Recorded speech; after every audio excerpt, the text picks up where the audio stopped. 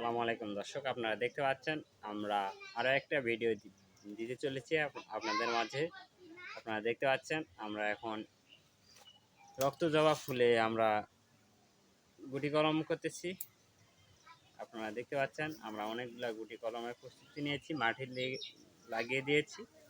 আমরা এখন পলিথিন দিয়ে পেঁচতেছি এবং বাঁধতেছি, যাতে এই মাটিটা না যেন শুকিয়ে যায়।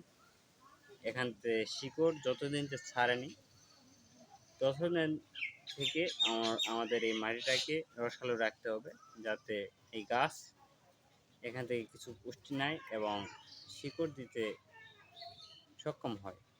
সেজন্য আমরা এখানে রসালো মাটি লাগিয়ে দিচ্ছি এবং পলিথিন দিয়ে বাঁধিয়ে দিচ্ছি, যেন অক্সিজেনের বাতাস পেয়ে যেন না শুকিয়ে যায় মাটিটা।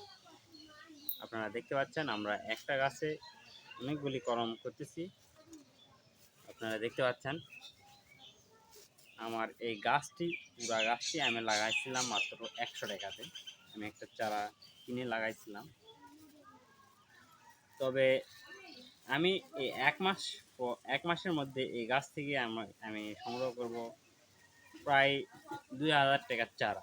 আপনারা দেখতে পাচ্ছেন আমি কিভাবে এই গাছ থেকে 2000 টাকার চারা সংগ্রহ করতেছি, আপনারা সেটা দেখতে পাচ্ছেন।